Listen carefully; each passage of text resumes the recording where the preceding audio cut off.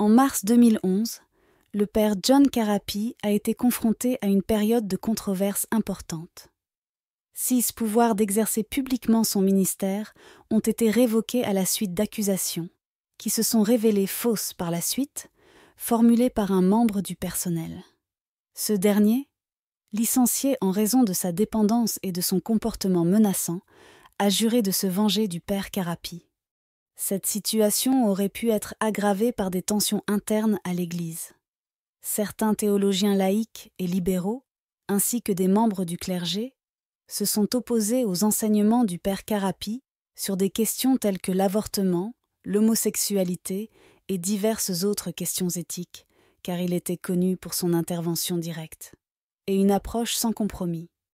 Malgré ces défis, le père John Carapi reste en règle auprès de l'Église catholique.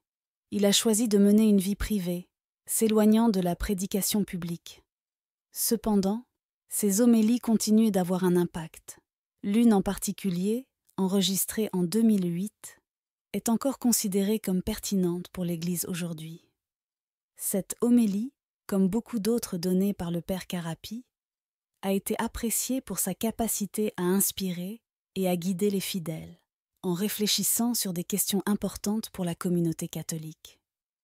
Nous avons traduit l'homélie pour vous, écoutez attentivement. Avons-nous honte de l'Évangile ? Parfois, je me demande aujourd'hui pourquoi nous restons si souvent silencieux face à de graves maux moraux. Or, tout le monde dans l'Église sait très bien quelle est la position de l'Église sur plusieurs questions morales fondamentales. L'Église maintient toujours exactement les mêmes principes qu'elle a toujours défendus dans la doctrine morale fondamentale, mais beaucoup de gens sont confus en raison de cet enseignement peut-être ambigu. L'enseignement lui-même n'est pas ambigu, c'est la vérité en noir et blanc. Mais saint Paul s'adressait aux Romains et leur disait « N'ayez pas honte de l'Évangile ». Maintenant, pourquoi devrais-je dire ça ? Parce que beaucoup de gens avaient honte de l'Évangile, ils avaient peur de témoigner de la vérité de l'Évangile dans un environnement païen. Ma grand-mère disait toujours que plus les choses changent, plus elles restent les mêmes. Regardez aujourd'hui combien de catholiques ont honte de l'Évangile, ils ont peur. Vous n'avez pas besoin de prêcher des sermons dans les rues, vous n'avez pas besoin d'être fort, vous n'avez pas besoin d'être ennuyeux. Juste une force tranquille, sachant que vous avez raison dans une société néo-païenne. N'ayez pas honte de l'Évangile, nous avons raison, eux ont tort, c'est très simple. Saint Paul a dit que les esprits insensés étaient obscurcis, qu'ils ne savaient pas ce qui était bien ou mal, qu'ils se livraient à la luxure. Il pourrait parler de cette génération en particulier. Ils ont échangé la vérité de Dieu contre un mensonge.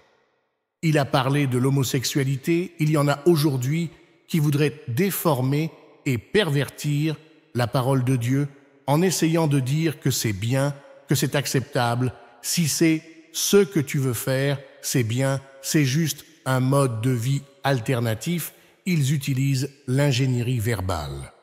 Pour confondre les gens, la parole de Dieu ne dit pas que tout va bien.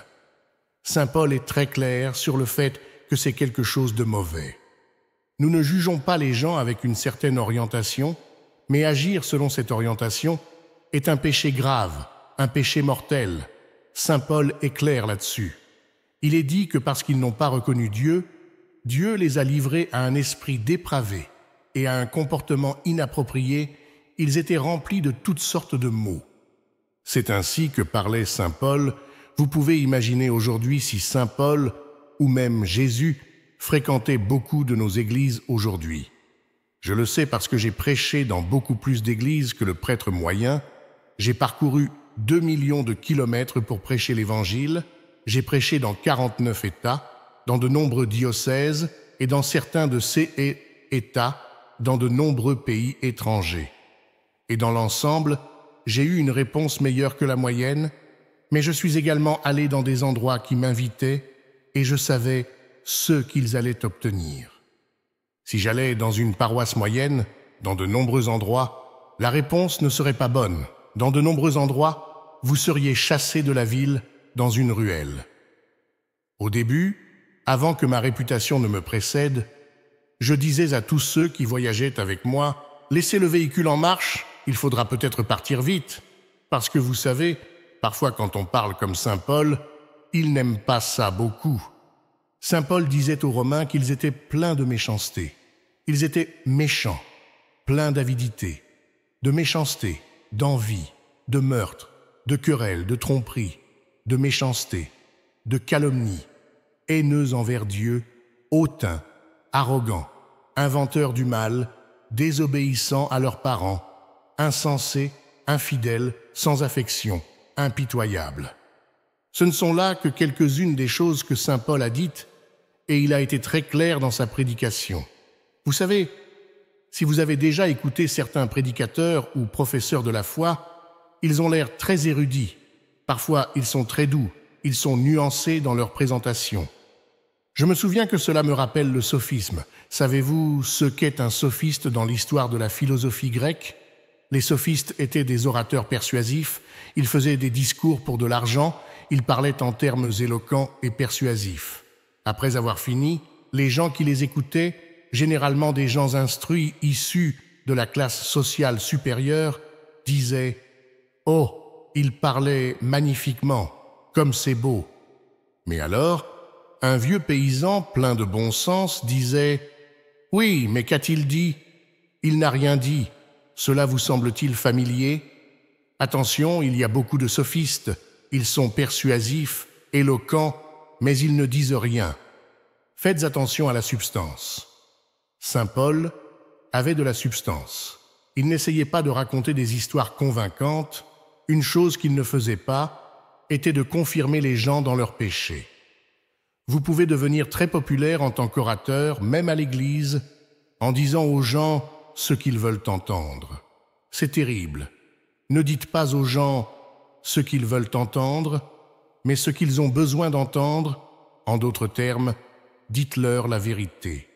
C'est ce qu'a fait saint Paul. Il a dit la vérité et prêché la vérité avec amour. Ne pensez pas un instant qu'il est pastoral, miséricordieux ou charitable de confirmer les gens dans leurs péchés. Dieu vous aime où que vous soyez, mais il n'aime pas vos péchés. Vos péchés sont comme un cancer qui vous consume. Je ne vous dirai pas que c'est bien alors que ça ne l'est pas. Saint Paul n'a pas dit que c'était bien, il a été clair et décisif. Saint Paul tirait sa force de la croix. Il n'avait pas peur de l'Évangile. La croix est le summum de notre foi. Elle peut se résumer par pas de douleur, pas de gain, pas de croix, pas de couronne. Le vendredi saint précède toujours le dimanche de Pâques. Une grande partie de notre sotériologie, c'est-à-dire la partie de la théologie qui traite du mystère pascal, de la passion, de la mort et de la résurrection du Christ, vient de saint Paul. Rappelons-nous quand il disait « Ce n'est plus moi qui vis, mais le Christ vit en moi ». Il a compris que la puissance de la croix est au centre de son enseignement. Cela a une signification pratique dans notre vie. Nous souffrons tous d'une manière ou d'une autre, physiquement et émotionnellement. Saint Paul nous enseigne que la croix n'est pas quelque chose de négatif, mais quelque chose de positif. Cela peut être difficile à accepter, surtout lorsque nous sommes confrontés à de graves souffrances physiques ou émotionnelles.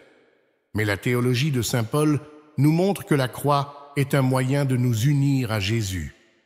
Offrez vos souffrances à Dieu, unissez-les à Jésus par un acte de volonté. Saint Paul nous apprend à offrir à Dieu toutes nos souffrances, nos difficultés et nos défauts, à nous unir à lui par la croix. C'est un acte de volonté, nous nous plaçons sur la patène et dans le calice avec l'hostie consacrée et le vin consacré pendant la messe. Nous laissons le prêtre nous offrir Dieu avec le Christ. Même si vous vieillissez et faites face à de nombreux défis physiques, n'oubliez pas que la croix est un signe positif, un chemin de salut à travers le Christ. Rejoignez Jésus à travers la croix et vous trouverez l'espoir même dans vos souffrances.